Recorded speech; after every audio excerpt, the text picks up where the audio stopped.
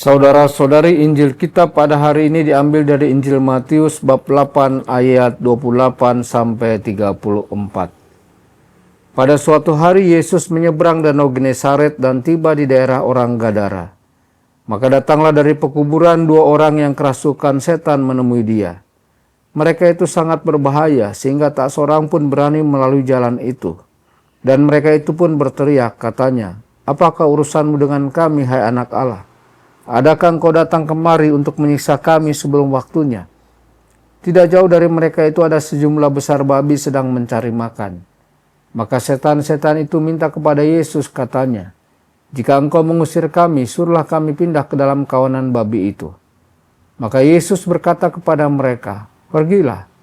Lalu keluarlah mereka dan masuk ke dalam babi-babi itu. Maka terjunlah seluruh kawanan babi itu dari tepi jurang ke dalam danau dan mati di dalam air. Para penjaga babi lari dan setibanya di kota mereka menceritakan segala sesuatu, juga tentang dua orang yang kerasukan itu. Maka keluarlah seluruh kota mendapatkan Yesus, dan setelah berjumpa dengan dia mereka mendesak supaya ia meninggalkan daerah mereka. Demikianlah sabda Tuhan, terpujilah Kristus.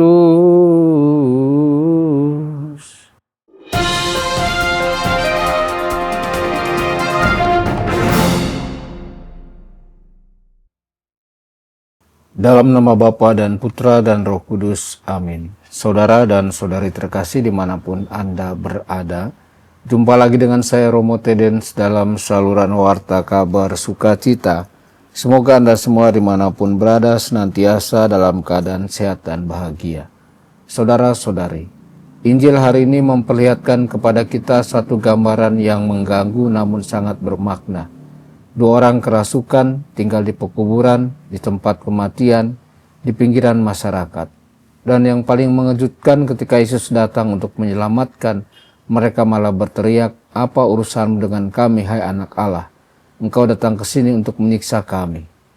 Sungguh sebuah ironi besar. Sang penebus datang untuk menyelamatkan, tapi justru diminta untuk pergi. Injil hari ini bukan sekedar kisah tentang kerasukan roh jahat.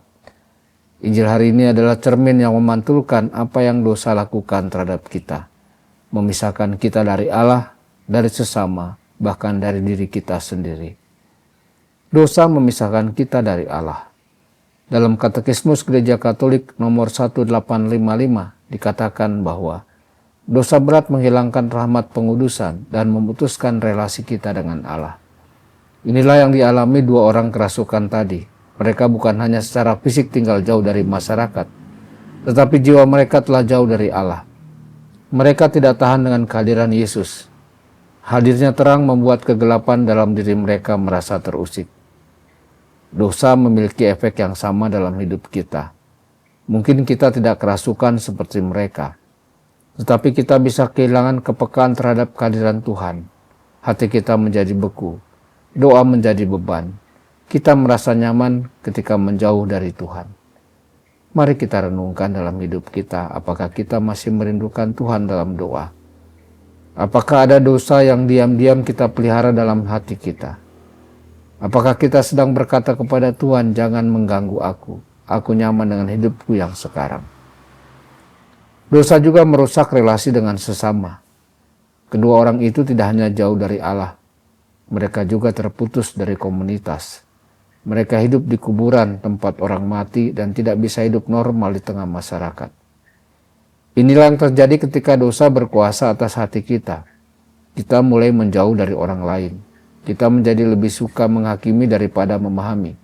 Kita sulit mengampuni. Kita lebih mudah tersinggung.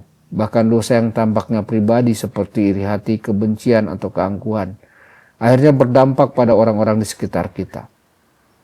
Gereja mengajarkan bahwa setiap dosa melukai tubuh misteri Kristus, yaitu kita semua, yakni gereja. Maka mari kita juga bertanya, apakah kita sudah menjadi sumber kedamaian, atau justru sebaliknya menjadi sumber luka bagi orang lain? Adakah seseorang yang perlu kita maafkan? Adakah relasi yang harus kita perbaiki? Dosa juga menyakiti diri kita sendiri. Yang paling menyedihkan dari dosa adalah melukai kita sendiri. Kedua orang kerasukan itu sering menyakiti diri mereka. Luka fisik mereka menjadi simbol luka jiwa yang dalam. Dosa, walau tampak menarik di awal, akan membawa kita pada kehampaan, rasa bersalah, dan kehilangan damai sejati. Jiwa kita diciptakan untuk Allah, maka ketika kita hidup dalam dosa, kita mengalami keterasingan yang dalam, kehilangan arah, dan kegelisahan yang tak dapat dijelaskan. Apakah kita merasa tidak damai? Apakah hati kita sedang luka karena pilihan-pilihan yang menjauhkan kita dari Allah? Maka saatnya kita kembali. Yesus tidak datang untuk menghakimi, tetapi untuk menyelamatkan. Ia tidak takut pada dua orang yang kerasukan itu. Sebaliknya ia mendekati mereka, menyapa mereka, dan akhirnya membebaskan mereka. Demikian pula Yesus hari ini ingin masuk dalam hidup kita. Ia ingin menyembuhkan kita dari dosa, memperbaiki relasi kita, dan memulihkan damai dalam hati kita. Tetapi seperti dua orang dalam Injil tadi, kita punya pilihan. Kita bisa berkata, jangan ganggu aku Tuhan. Atau kita bisa berkata, Tuhan masuklah, sembuhkanlah aku. Hari ini adalah saat rahmat. Marilah kita membuka hati kita. Mungkin sudah lama kita menjauh dari sakramen tobat. Mungkin ada dosa yang belum kita akui. Janganlah takut dan janganlah tunda.